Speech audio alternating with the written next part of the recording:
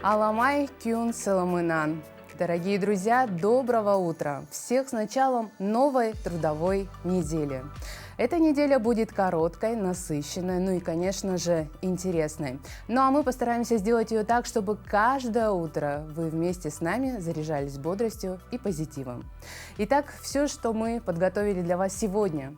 Учреждения культуры в эти прошедшие выходные провели «Ночь искусств». Как прошла всероссийская акция в этом году в Национальной библиотеке Якутии, узнаем из материалов наших коллег. Далее эту тему продолжим нашими рубриками «Книжная полка» и «Говорим правильно», а также узнаем, попала ли Якутия в число читающих субъектов страны. И уже сегодня мы здесь разыграем билет на выставку Государственного Эрмитажа «Часы и эпоха». Розыгрыш мы, как всегда, будем проводить в нашем телеграм-канале «Утро Якутии». QR-код вы видите на своих экранах. И если вы еще не подписались, то сделайте это прямо сейчас. В конце эфира к нам в гости придет победительница реалити-проекта «Городские девчата» Ксения Плотникова. Узнаем про ее участие в проекте и о ее будущих планах. Ну а далее мы продолжаем традиционным нашим прогнозом погоды. Следите за информацией.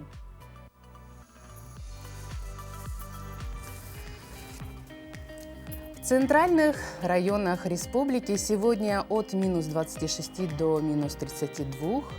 В заречной группе районов от минус 30 до минус 38 градусов. В южных районах 22-25 градусов ниже 0. В Вилюйской группе районов от 19 до 25 со знаком минус. В Нижнеленских от минус 23 до минус 26. В западных районах от минус 12 до 16 со знаком минус.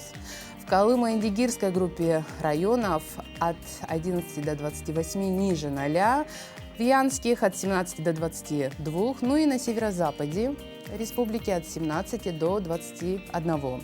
В городе Якутске температура воздуха на 6 часов утра составляет 21 градус, атмосферное давление 771 миллиметр ртутного столба, ветер западно-юго-западный 3 метра в секунду. Сегодня днем преимущественно без осадков, ветер северо-восточный от 1 до 5 метров в секунду. Температура воздуха от 20 до 22 со знаком минус.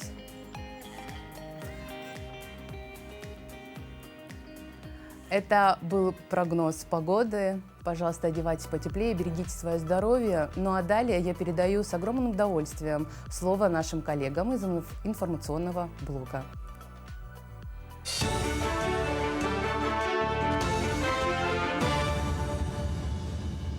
Доброе утро, коллеги! Доброе утро, Якутия! Далее блок новостей. Россияне вложили около 10 триллионов рублей в покупку жилья в стране. Об этом в ходе международной выставки форума «Россия» сообщил вице-премьер России Марат Хуснуллин.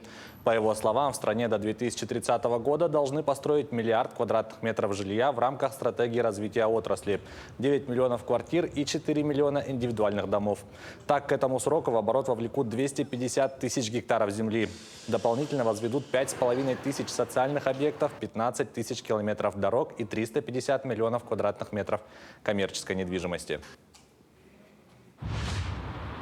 Россияне оценивают годовую инфляцию почти в 14%. В октябре выросла оценка населением годовой инфляции. Ее медианное значение составило 13,9%, что на 0,1 процентных пункта больше, чем месяцем ранее. Это следует из информационного бюллетеня Центробанка по итогам второго осеннего месяца. По данным регулятора, повышение оценки инфляции произошло за счет россиян, не имеющих сбережений. У тех, у кого они есть, оценка инфляции, наоборот, снизилась. Будущий кинопавильон будет строиться в 68-м квартале Якутска. Он появится в столице региона к 2026 году. Планируется, что на объекте разместятся студии постпроизводства фильмов, кинопавильоны и залы для виртуальных съемок. С вводом объекта в Якутии появится возможность круглогодичного кинопроизводства.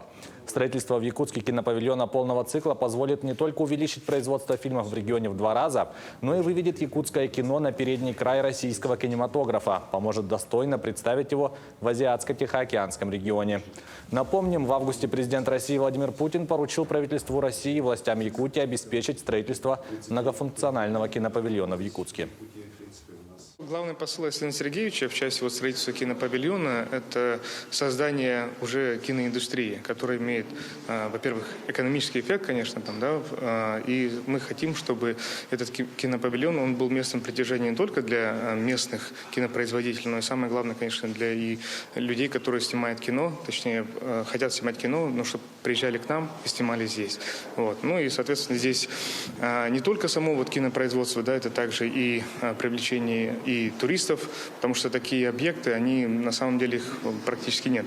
На Дальнем Востоке точно, но и в России.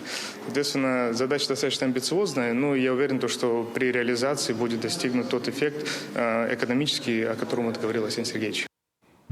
В Якутию доставят снаряжение погибшего на поле боя Героя России Дмитрия Егорова. В республику будут переданы бронежилет и шлем с надписью «Сунтар». Поиски снаряжения Героя России вели представители опорных пунктов. Поиски увенчались успехом. Напомним, президент России Владимир Путин присвоил звание Героя России якутянину Дмитрию Егорову посмертно. Рядовой погиб в бою у села Новомайорское ДНР. Он удостоен звания за мужество и героизм, проявленные при выполнении воинского долга. Большой этнографический диктант состоится в Национальной библиотеке Республики 7 ноября. В библиотеке диктант пройдет на 2 площадках – в отделе документных фондов и в досуговой зоне. Всем участникам по окончании диктанта будут выданы сертификаты. Акция проходит для знакомства граждан страны с культурой народов России и оценки уровня этнокультурной грамотности. Диктант проводится в целях привлечения внимания широкой общественности к вопросам межнационального мира и согласия. Ученые Кемеровского НИИ комплексных проблем сердечно-сосудистых заболеваний провели успешные испытания сосудистых протезов, способных заменить артерии диаметром меньше 4 мм. Новая технология изготовления протезов на основе биосовместимых и термопластичных полимеров обеспечивает адаптивный рост протезов и защищает их от тромбообразования, возникновения аневризм. Отмечается, что ученые разрабатывают медицинские изделия, обладающие высокой биосовместимостью и способностью к адаптивному росту. Так, со временем собственные клетки пациента полностью заменят протез, и через 5 лет после имплантации на месте рассосавшегося протеза вырастет новый здоровый сосуд. Якутянка Зарьяна Юмшанова победила в международном конкурсе красоты. Девушка получила главный титул «Миссис Единства мира». Зарьяна Юмшанова показала на конкурсе якутский национальный костюм, который шил Петр Винокуров по дизайну стилиста Василия Афанасьева. Конкурс проходил с 1 по 6 ноября в Индии. Ранее Юмшанова получила гран-при «Миссис Россия-2022».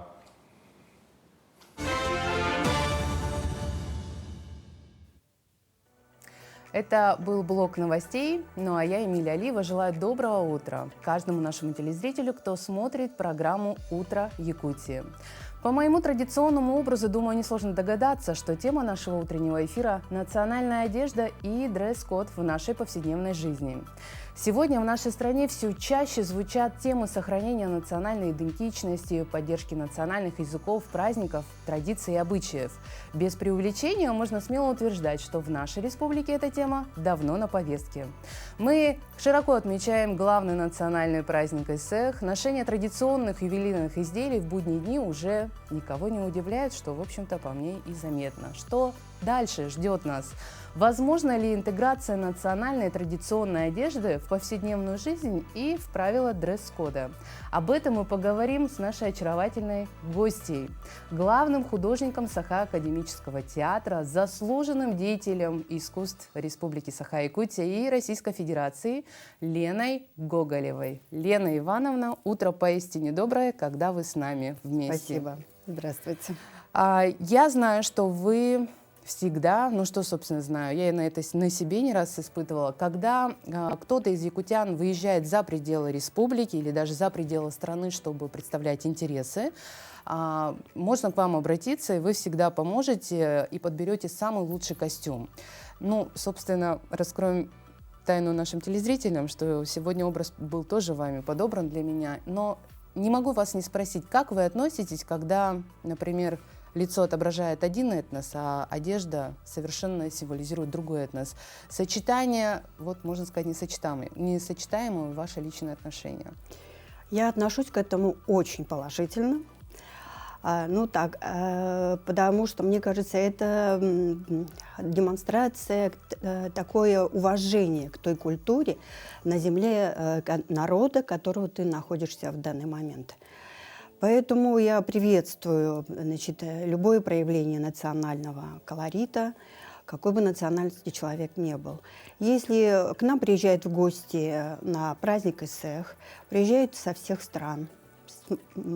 Сейчас праздник уже стал почти международным, потому что приезжают гости так издалека. И когда они одевают нашу национальную одежду, сначала ради интереса, потом это нравится.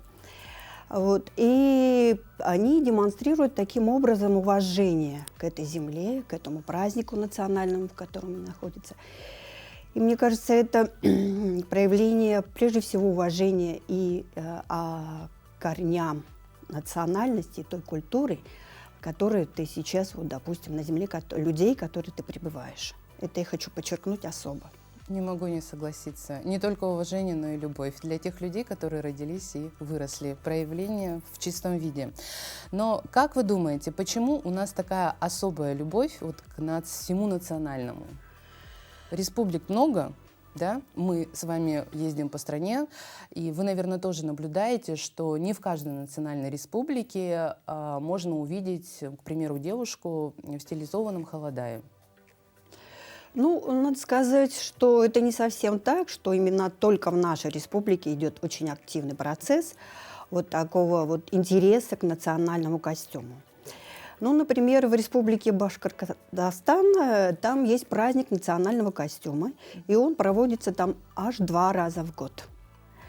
В этот день все одевают национальные костюмы. Да, это уже... И проводится этот праздник с 2020 года. Он уже закреплен как законодательство.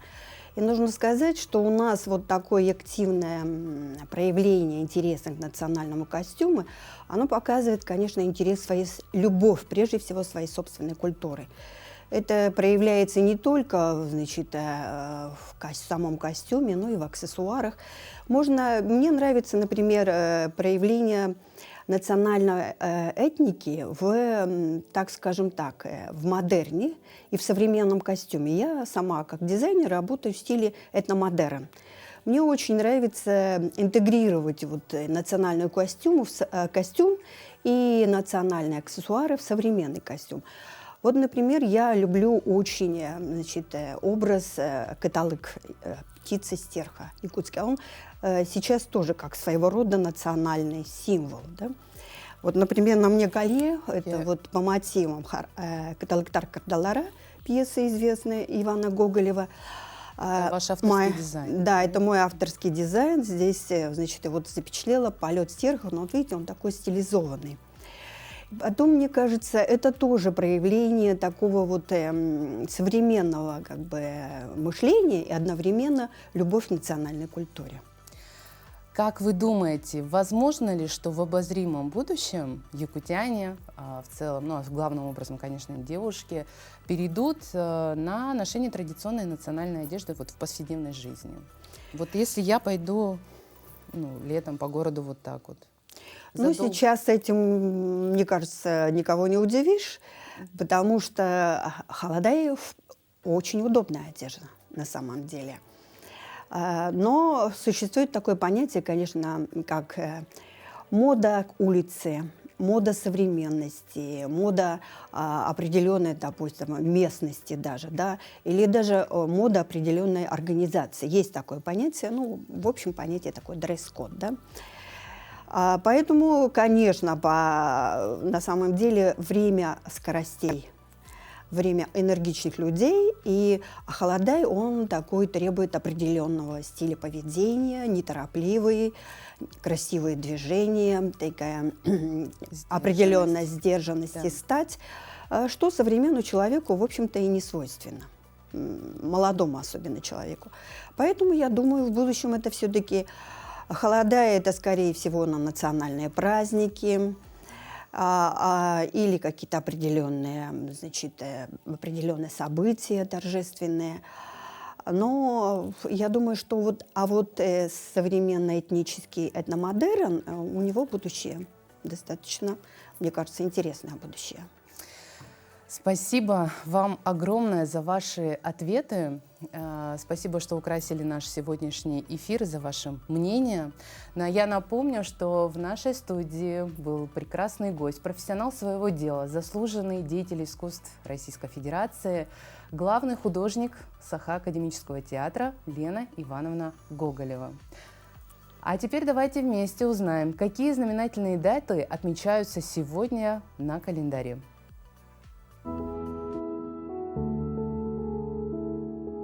На календаре 7 ноября. Сегодня День воинской славы России.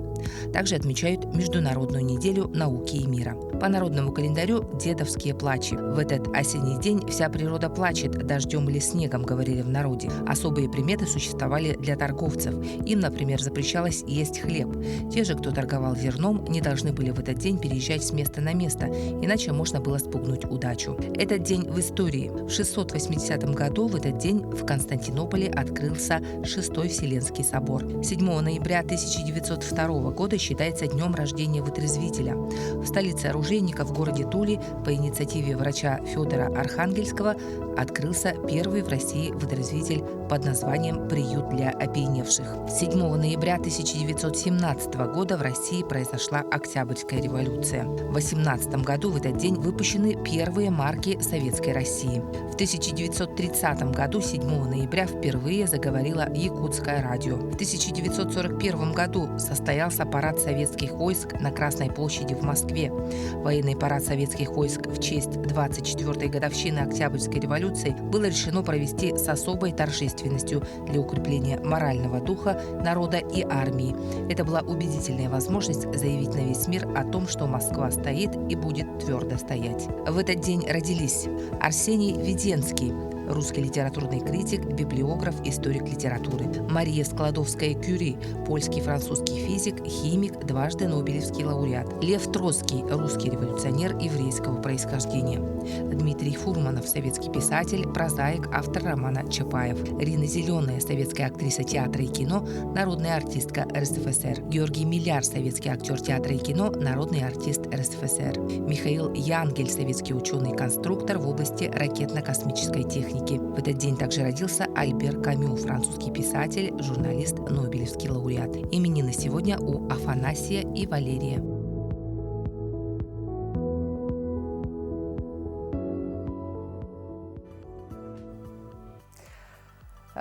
Это были главные события, которые отмечаются в календаре. Ну и сегодня я хотела бы отметить, что в Якутии отмечается День радио якутского, поэтому мы поздравляем наших коллег и желаем только добрых новостей в эфире. Ну а минувшая суббота знаменовалась для жителей и гостей столицы крупным культурным событием. В столице Якутии состоялось просветительское мероприятие под названием «Ночь искусств».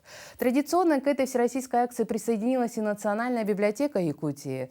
Какие мероприятия состоялись в главной библиотеке Якутии, смотрите в сюжете от медиа-центра библиотеки.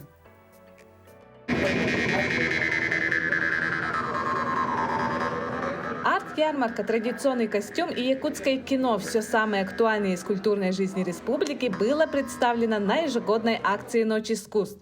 Национальная библиотека собрала вокруг себя множество ценителей культуры и искусства и стала площадкой для раскрытия творческого потенциала для разных поколений. Сегодня в Национальной библиотеке «Ночь искусств» пришли и старшее поколение, и среднее, и молодежь, и школьники. Люди именно пришли для того, чтобы наслаждаться искусством, культурой, и для того, чтобы вместе праздновать такой замечательный день народного единства. Хедлайнером акции, без сомнения, можно назвать молодежный арт-маркет «Хотон». Это не просто выставка художественных произведений и креативных изделий ручной работы, а общение, стирающее границы между художником и зрителем. Творческие мастер-классы, выставки, игры, конкурсы рисунков и косплеев стали главной составляющей этого вечера. Тут самые разные художники. Есть художники, которые рисуют аниме, там в стиле мультиков каких-нибудь. Есть мастера с бисером, с глиной полимерной. Ну, абсолютно вообще разные художники у нас собрались. Хотелось бы также такие мероприятия организовывать вместе с библиотекой, потому что тут площадка довольно удобная, просторная. Ну и в целом для молодежи, мне кажется, подходит. Встреча с командой нового фильма «Эд» приоткрыла видение одних из самых успешных на сегодня режиссеров кино из Якутии Степана Барнашова и Дмитрия Давыдова. Тренды этномоды в сочетании с традициями представила известный ученый и практик, народный мастер Республики Саха-Якутия Светлана Петрова Уран-Хатын. Талантливые мастерицы студии «Уран-Ис» презентовали уникальные костюмы народа Саха начала прошлого века. Про данное мероприятие мы узнали из социальных сетей ВКонтакте. Нам нравятся такие мероприятия. Ярмарки, очень хорошие изделия были, ручной работы, это очень радует. Любое творчество сейчас очень даже, мне кажется, в наше время очень востребовано. Ежегодная культурно-образовательная акция «Ночь искусств» в библиотеке стала праздником для всех, кто любит читать, интересуется культурным наследием и современными креативными индустриями Якутии. Аина Прибылых, Петр Егоров, медиацентр Национальной библиотеки Республики. Дорогие друзья, мы продолжаем наш эфир и переходим к самой вкусной части. Сегодня и прямо сейчас мы разыграем один пригласительный билет на выставку и собрание Государственного Эрмитажа «Часы и эпоха», которая проходит в стенах Национального художественного музея Якутии. Это для вас уникальный шанс прикоснуться к искусству. Ну, как и прежде, одним из главных условий у нас является это то, что вы должны быть подписчиками нашего телеграм-канала под названием «Утро Якутии». А вопросы розыгрыша звучат следующим образом. 8 ноября 2023 года Национальному художественному музею Республики Саха-Якутия исполняется 95 лет со дня основания. История создания музея восходит к далеким 1920 годам и связана с научно-исследовательским обществом «Будущее якутов». Сегодня в музейном собрании все виды и жанры изобразительного искусства хранятся произведения зарубежных российских мастеров 16 и 21 столетия, широкая панорама искусств Якутии 18 и начала 21 веков. В постоянной экспозиции Национального художественного музея Республики в разделе «Искусство Якутии» представлены произведения 3 первых художников, основоположников изобразительного искусства Якутии. Внимание! Вопрос. Назовите их имена. Первый, кто верно ответит на вопрос, получит приз от музея. Входной билет на выставку «Часы и эпоха» и собрание Государственного Эрмитажа и каталог в подарок. Внимание! Выставка и «Часы и эпоха» работает по 20 ноября 2023 года в основном здании музея по адресу город Якутск, улица Кирова, 9, по специальному режиму. С понедельника по пятницу с 10 до 20 часов, касса работает до 17 часов. Конечно же, вопрос уже продублирован в нашем телеграм-канале. Смело туда, пожалуйста, переходите и участвуйте в розыгрыше для того, чтобы получить вот такой прекрасный приз. Между тем, мы продолжаем наш эфир, и хотелось бы сообщить прекрасную интересную новость. В Египте найдена книга заклинаний мертвых, которой 3500 лет. Артефакт представляет из себя свиток длиной от 13 до 15 метров, пишет Business Insider. Такая книга была обыденным атрибутом ритуала захоронения в Древнем Египте и являлась подстраховкой усопшего на том свете. Найденный свиток был не единственным сокровищем. На этом месте археологи обнаружили мумии, предположительно принадлежавшие высокопоставленным чиновникам, некоторые из которых находились в своих богато украшенных каменных саркофагах. Также были найдены редкие канопы из алебастра, сосуды, используемые для хранения духовно важных органов во время мумификации, и тысячи амулетов. Книга мертвых – не редкость для древнеегипетских кладбищ, но не часто удается найти свиток и могилу того, кому был предназначен одновременно. А еще ранее в Египте нашли 16-метровый папирус с текстами из книги мертвых. Настолько полных текстов не находили уже лет 100. Думаю, после такой новости все должны уже проснуться. Ну а мы переходим к следующей полезной информации, которую мы для вас подготовили. Самым читающим регионом России в текущем 2023 году стала, внимание, Нижегородская область. сообщает пресс-служба Российского книжного союза. В этом году участие в конкурсе приняли все 89 областей, краев, республик и округов нашей страны, включая новые регионы. Звание «Литературный флагман России» удостоена Республика Татарстан. Белгородской области, которая ранее уже одержала победу, присвоен статус «Территория книги и чтения». В двадцатку самых читающих регионов вошли Москва, Санкт-Петербург, Республика Башкортостан, Архангельская, Астраханская, Воронежская, Новосибирская, Самарская, Саратовская, Ульяновская, Челябинская области, Краснодарский и Красноярские края, немецкие и Ханты-Мансийские автономные округа, но, увы, в этот список Якутия не попала. Думаю, мы сделаем все нужные выводы, и в следующем году мы наверстаем все упущенное. А для этого нам необходимо, как правило, много читать. Книги действительно уникальная вещь. Они не только рассказывают историю, но и помогают нам окунуться в мир сказок и волшебства. И сегодня в рубрике «Книжная полка» мы вам расскажем все о книге выпуска 1914 года, которая сегодня хранится в архиве Национальной библиотеки Республики.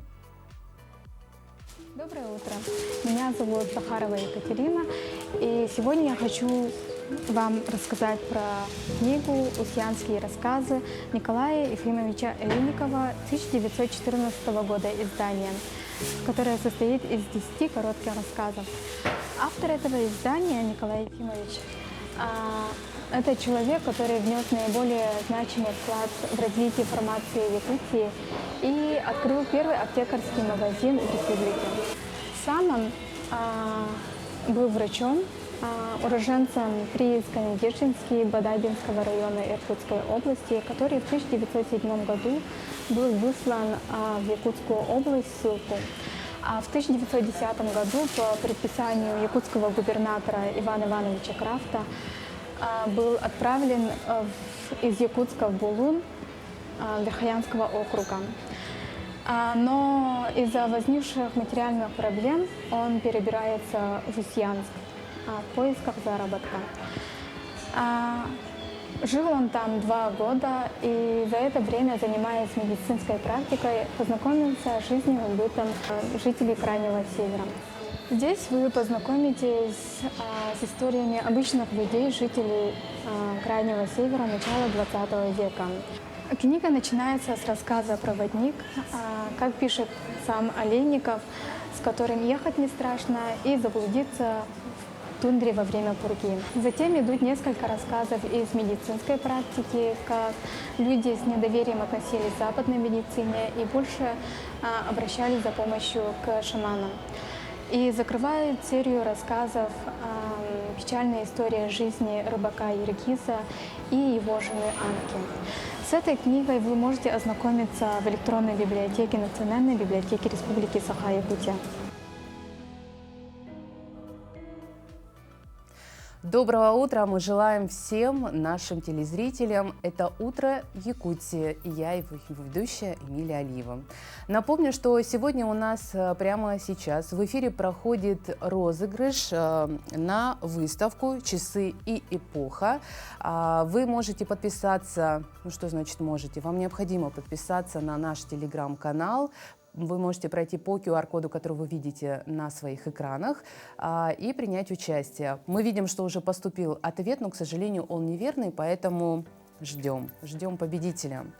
Ну а далее нашу рубрику, наш эфир продолжает рубрика «Говорим правильно». Небо осенью дышало, уж реже солнышко блистало. Короче становился день, лесов таинственная сень с печальным шумом обнажалась. Ложился на поля туман, гусей крикливых караван. Тянулся к югу, приближалась довольно скучная пора. Стоял ноябрь у двора. Доброе утро, дорогие телезрители! Вот и пришло время поговорить о названии последнего осеннего месяца, о ноябре. Мы с вами говорили уже о том, что название в русском языке месяцев из латинского языка. Поэтому мы с вами видим сходство с названием месяцев со многими европейскими языками. Так вот, Ноябрь, согласно этимологическому словарю, образовалось от латинского слова «november». Однако в русский язык оно попало через греческий язык, где оно превратилось в ноябрь, и в таком же виде было заимствовано и русским языком. Давайте говорить правильно. Всего доброго! Очень важно говорить правильно и четко, поэтому мы уверены, что наш сюжет был полезен. Ну а мы двигаемся дальше по нашей программе, которую подготовили в это утро для наших телезрителей. Во время прошедших школьных каникул в алмазной столице прошел фестиваль общероссийского общественно-государственного движения молодежи «Движение первых», которое объединило все образовательные учреждения Мирного. Как создать школьную газету и рассказать о своем классе в социальных сетях так, чтобы о нем знал весь город? Об этом молодые активисты Мерлинского района узнали на фестивале «Движение первых». Ученики 18 школ и студенты МРТК собрались в одном месте и рассказали друг другу о реализованных проектах, учились новому и весело проводили время. На открытии было видно, насколько ребята творческие, интересные, классные. То есть они прям видно, что работают. То есть на презентациях первичных отделений было очень четко видно работу первичных отделений, где рассказывали, ребята сами рассказывали, не педагоги, да, ребята сами рассказывали о том, что они делают, как реализуют свои проекты, как в них участвуют. Да, то есть и видно было их горящие глаза. Ребята создавали и новые проекты. Вместе с экспертами придумали клуб общения «Альфа-Мен» и школьный патриотический музей. Мы продолжаем наш эфир, ну а далее у нас полезная информация по поводу арктической ипотеки. Льготная программа жилищного кредитования «Арктическая ипотека» стартовала в России еще в прошлую среду 1 ноября. Оформить ипотеку по ставке 2% годовых могут жители Мурманской области, Ненецкого, Ямало-Ненецкого и Чукотского автономных округов, а также северных муниципалитетов Архангельской области, Красноярского края, Якутии, Карелии и Коми. Получить ипотеку по льготной ставке могут супруги или не состоящие в браке заемщики не старше 36 лет, у которых есть как минимум один ребенок до 19 лет. Также оформить кредит с господдержкой могут и получатели бесплатных земельных участков по программе «Гектар Арктики», участники программы повышения мобильности трудовых ресурсов, медики и педагоги в возрасте от 21 до 70 лет. Кредит можно направить на покупку в новостройках готового жилья на территории сел и моногородов, а также на индивидуальное жилое строительство.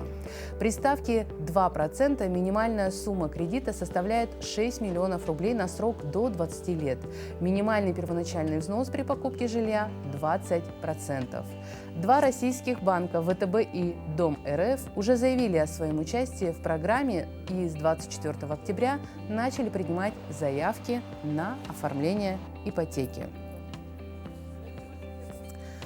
Действительно, новость отличная. Новый дом или квартира – это всегда прекрасно. Но при строительстве и при ремонте нужно всегда обращать внимание на некоторые нюансы, чтобы ваши приятные хлопоты не стали проблемой. И прежде всего надо обратить внимание на бумажные документы. А на что именно, расскажем в нашей полезной, хорошей рубрике «Советы юриста».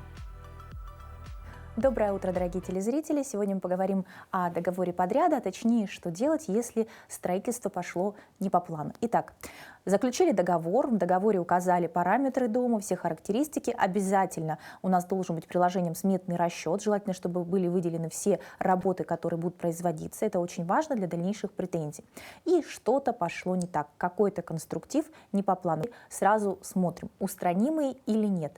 Почему это очень важно? Потому что если недостатки устранимы, мы можем действовать следующим образом. Обратиться, получается, к подрядчику, попросить, чтобы он устранил недостатки. Если в срок он не устраняет, обратиться к другой организации, быстро устранить с учетом окончания сезона, это вполне возможно, допустимо. То есть нанимаем третье лицо, оно устраняет недостатки более быстро, и эту сумму предъявляем уже подрядчику, который не выполнен. Или если можем это сделать своими силами, просто уменьшаем стоимость, которую должны подрядчику или даже оплатили подрядчику за выполненные работы, на стоимость тех материалов, тех трудозатрат, которые потратили на устранение недостатков. Вот так. Если что-то идет совсем серьезно, то есть конструктив нарушен очень серьезно, требуется вмешательство эксперта, да, то поступаем следующим образом. Сами ничего не предпринимаем. Делаем таким образом. Обращаемся к подрядчику, извещаем, что намерены провести экспертизу, да, то есть какого числа, в какое время, обязательно в письменном виде, чтобы уполномоченный представитель подрядной организации расписался, что ему известно, что, допустим, 5 числа в 5 будет выезд эксперта для осмотра объекта.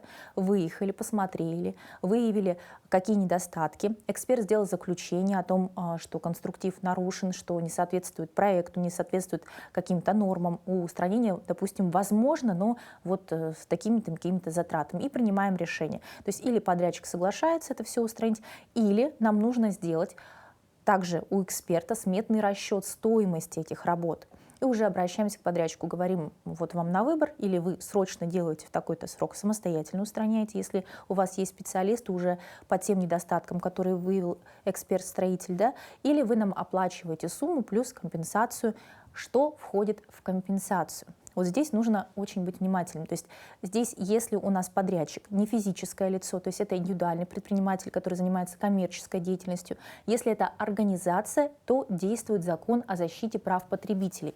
Да, то есть получается, помимо самой суммы, которую мы взыскиваем, да, мы еще также обращаемся к суду, чтобы в нашу пользу взыскали штраф. Вот этот штраф нам компенсирует, то есть наши переживания, наши страдания, вот как раз он призван защитить нас как потребителя услуги, которые нам оказали некачественно. Поэтому желаю, чтобы у вас все проходило хорошо, строительство, ремонты были замечательными, и уже осень вы встретили в своем хорошем новом доме.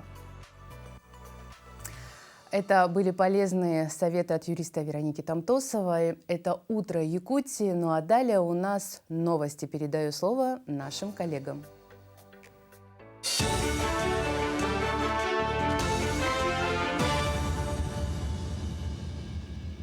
Далее блок новостей. Первый заместитель председателя правительства Якутии Джулустан Борисов предложил подготовить меморандум о взаимопонимании между правительством и промышленными предприятиями. По его словам, это необходимо прежде всего для стабилизации внутрирегиональных цен на топливо. Он подчеркнул, что для этого необходимо обеспечить внутреннюю потребность республики газовым моторным топливом и бензином собственного производства. Он указал на необходимость комплексного подхода при развитии рынка газомоторного топлива в республике, расширения и создания производств сжиженного природного газа и других разновидностей газового топлива.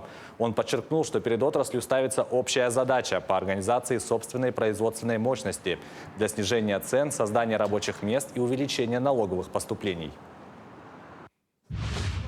Артисты театра Гулун и Олонхо готовятся к международной выставке форуму «Россия». Они представят обряд церемонии бракосочетания Уру-Алгыга, этнофест, театрализованное представление метаморфозы эпоса Олонхо.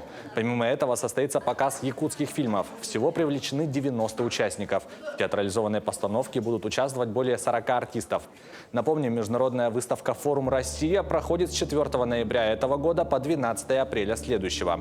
Общая площадь выставочного пространства составляет более 90 тысяч квадратных метров. Будут представлены ключевые достижения в промышленной, социальной, спортивной, образовательной и культурной сферах страны. На площади перед знаменитым фонтаном, где вот 15 таких представителей народов бывшего Советского Союза, ВДНХ во время такой большого форума выставки России, там будет День Республики. И вот на этой площади, на большой сцене, театр Олонхо, театр Рель и Гулун будут показывать представление, которое называется «Метаморфозы эпоса Олонхо». Поскольку наша выставка, наш павильон называется «Вселенная Олонхо», то нам показалось, что показать такие превращения, преобразовывания во время Олонхо разных смыслов, оно нам показалось очень будет понятным. Торговые ряды Якутии с 4 по 11 ноября открыты на Арбате в Москве и предоставляют всем гостям и посетителям национальные деликатесы и товары республики. Кроме того, в дни ярмарки запланировали выступления лучших коллективов Востока России. Так, якутскую культуру в Москве представят ансамбль «Ситим», хомусист Артур Семенов, певица Кокитока, этновокалистка Анастасия Алексеева. Республику на ярмарке также представляют ювелиры, косторезы и народные мастера. Они проводят на площадке мастер-классы по ювелирному делу, плетению из конского волоса и косторезному делу. Уполномоченные по охране труда Айхала проверили знания промышленной безопасности в формате игры. В квесте участвовали представители Айхальского ГОК и предприятий поселка. 25 человек проверили знания производственной безопасности в формате игры. На время проходили этапы, где оказывали первую помощь пострадавшим. Останавливали кровотечение, делали искусственное дыхание, спасали человека, запутавшегося в высоковольтном проводе. В конце прохождения станции организаторы продемонстрировали, как правильно поступать в случае ЧП. Участникам вручили сертификаты, диплом победителя и подарочные карты от профсоюза. 3 ноября знания проверили и удачницы. Добрый день, меня зовут Василий Сыроватский, технический инспектор труда профсоюза «Профалмаз». Сегодня мы находимся в поселке Айхал, проводим квест безопасности для уполномоченных по охране труда. В Якутске завершились соревнования по мини-футболу в рамках финала Кубка главы города. Финальные игры турнира прошли на паркете столичной детско-юношеской спортивной школы номер 4. За звание лучших соревновались более 30 команд. По итогам соревнований со счетом 0-8 команда «Ирбис-99» одержала победу. Второе место присвоено команде «Заря ДЮСШ-4». Третье место вручили команде «Барс». Помимо главного трофея были вручены индивидуальные награды. Сильнейшая команда на данный этапе Ирбис-99. Хочу сказать, городской уровень, сейчас начинается чемпионат города по 3 лигам, где будут участвовать около 60 команд. Это для города, у нас было 80 команд до пандемии. Сейчас мы возрождаем потихоньку снова, чтобы было и массовость, и хорошие результаты показывали. Футболисты свободно от домашних время приходили, играли в футбол, получали удовольствие от футбола. К этому часу это все новости. Хорошего дня!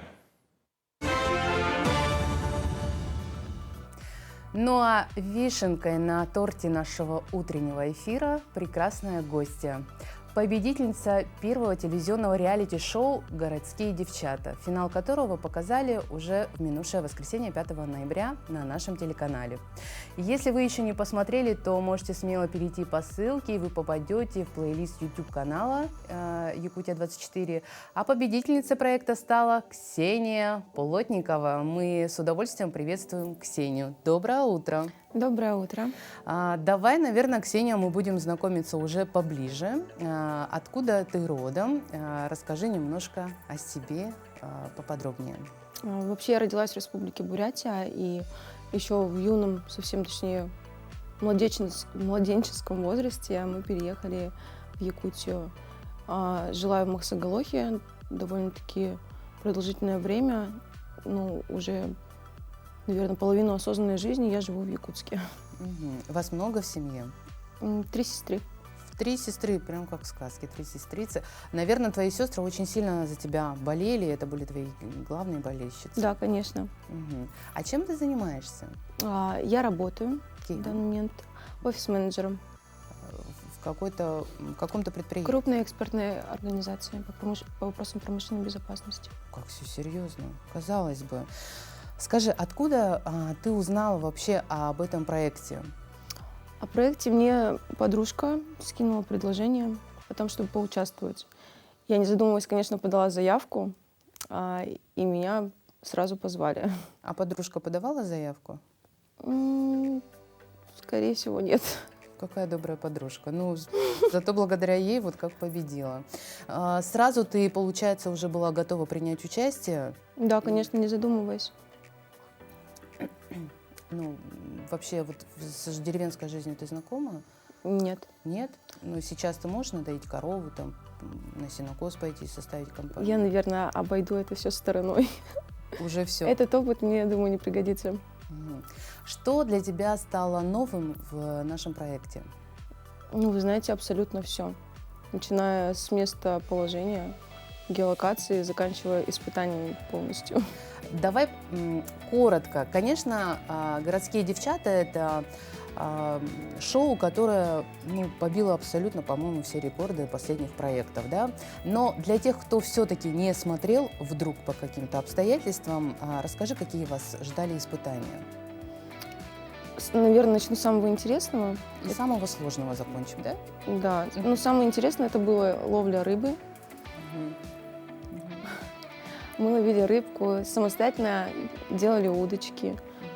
У нас не было червей. Ну, слава богу, нам съемочная группа предоставила хотя бы червей, палки, оборудование. Вы знаете, наверное, именно в этом испытании я отдохнула душой и телом. Река все-таки такая красивая, природа вокруг. Ты уходишь глубоко полностью в саму себя. То есть вам дали задание половить рыбу, а вы наслаждались природой. Рыбку-то поймали в итоге? Да. Сколько штук? Приготовили? Ну, так, я поймала 3 или 4 рыбки. Какая молодчинка. Да. С тобой можно смело отправляться на отдых. Я вас с собой возьму. Я сама с тобой прыгну. Приготовила? Нет, я не ем рыбку. Ну, для других. Я зато ем, знаешь? Нет, у нас участница Анжелика потом из карасей приготовила уху. К сожалению, я не оценила ее старания. Она была очень горькая, невкусная, и это был первый мой и последний раз. Ксения, шоу-то закончилось, а ты продолжаешь конкурентов щипать. Скажи, пожалуйста, какие еще были сложности во время съемок? Вот редактор интересуется. Ну, сложности, наверное, для меня были изначально это абсолютно новая обстановка, незнакомые люди. На энергетическом уровне мне это все тяжело дается. Ну, к счастью, в первый же день я нашла со всеми общий язык и довольно-таки потом продолжительное время очень хорошо общалась с девочками, и большая им благодарность за то, что они меня поддерживали. После шоу вы будете общаться, как ты думаешь, поддерживать дружеские отношения? Можно ли сказать, что благодаря проекту ты приобрела новых подруг? Да. Точно, да? Скажу да. Как здорово, потому что женская дружба — это так прекрасно. Каково это сниматься вообще в реалити-проекте? Вот прелести.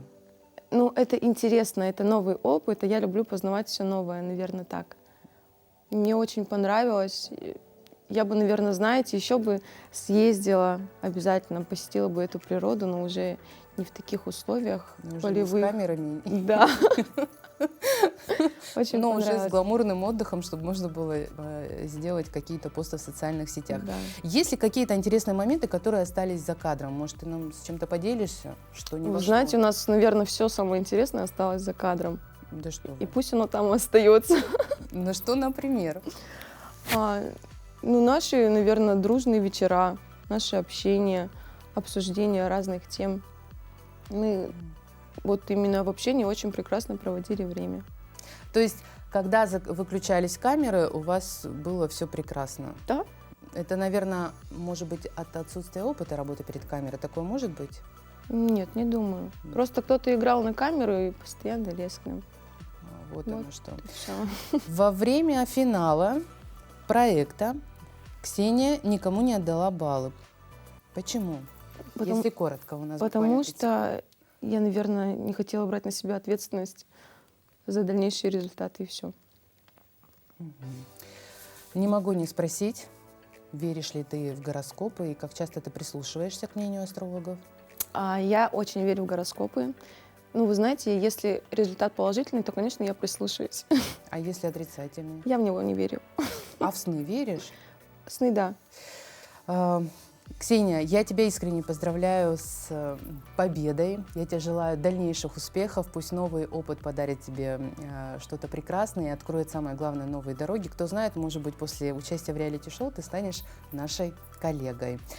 Не случайно я тебя спросила про гороскоп, потому что далее у нас рубрика «Гороскоп». Находить новые возможности можно всегда. На протяжении всей недели это может делать каждый. У многих будет получаться открывать для себя какие-то перспективы или использовать шансы на улучшение жизни, которые будут дарованы свыше. Конечно, просто так все это получить не удастся. Людям каждого из 12 знаков для повышения вероятности достижения желаемого стоит воспользоваться подсказками звезд.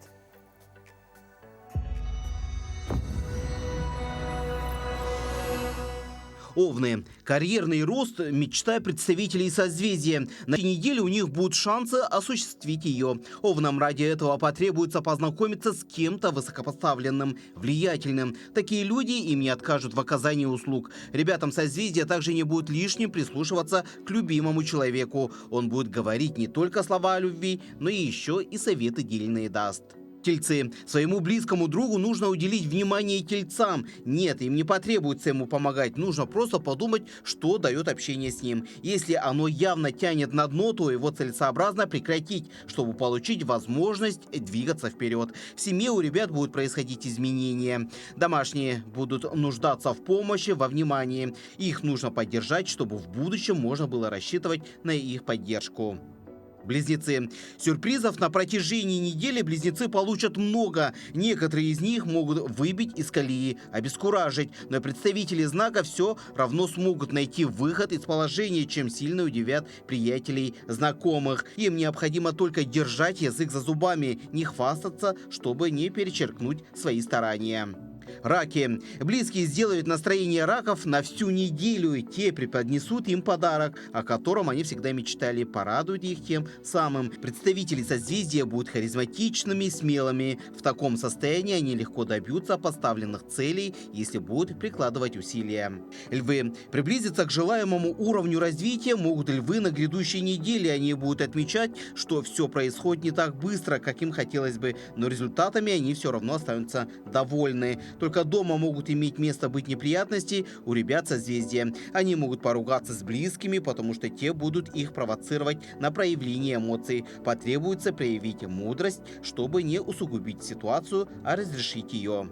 Девы. В последнее время девы пережили слишком много стрессов. Им нужно расслабиться, дать себе возможность отдохнуть от дел. Личностям созвездия при этом не нужно праздно проводить время. Они могут почитать, уделить внимание хобби. Все это вернет им силы и интерес к жизни.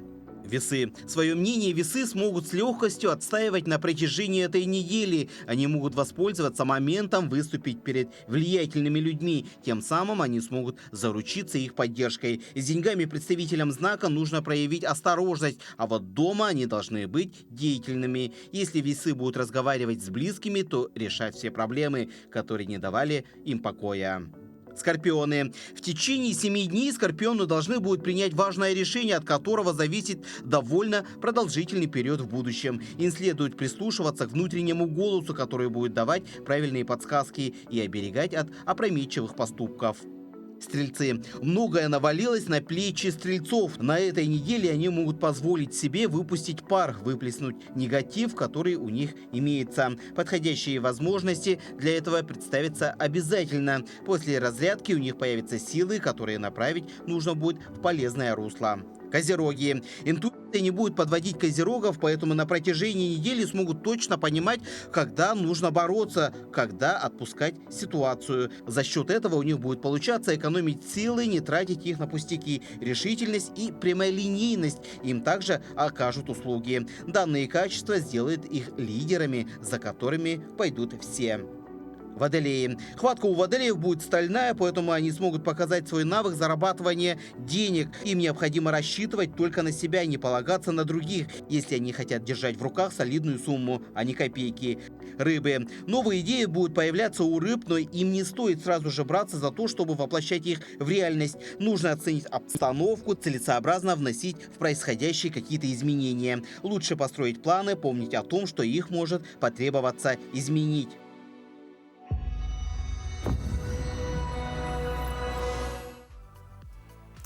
Доброго утра! Мы вновь желаем тем, кто только что присоединился к нашему эфиру. Я напомню, что в 7 часов утра мы заявили о том, что в нашем эфире, а также в нашем телеграм-канале под названием «Утро Якутии», на который вы можете прямо сейчас подписаться по QR-коду, который вы видите на экранах, проходит розыгрыш. Вот билет, журнал вы видите. Значит, выставка и собрание государственного Эрмитажа под названием «Часы и эпоха», которая проходит в стенах Национального художественного музея Якутии. Для наших зрителей это был уникальный шанс прикоснуться к искусству. Ну а главным условием важно было дать правильный ответ на вопрос, который звучал следующим образом. Нужно было назвать имена 3 первых художников, основоположников изобразительного искусства Якутии. Ответы мы принимали в нашем телеграм-канале. Были ответы верные, вернее неверные, но мы дождались правильного ответа. Самый первый нам ответ дала девушка с прекрасным именем Александра. Дорогая Александра, вот это из моих рук я передаю редакции. Наш редактор обязательно с вами свяжется и передаст вот этот замечательный утренний подарок для вас. Но я хочу отметить, что для всех, наверное, нам всем полезно знать, кто является основоположниками изобразительного искусства Якутии. Это Иван Васильевич Попов, Михаил Михайлович Носов, Петр Петрович Романов. Я в это прекрасное утро желаю вам всем самой продуктивной недели, прекрасного настроения, добрых новостей. Ну и, конечно же, оставайтесь всегда с нами вместе с дружной большой компанией телеканала «Якутия-24». С вами была Эмилия Алиева. Мира, добра и благополучия каждому дому.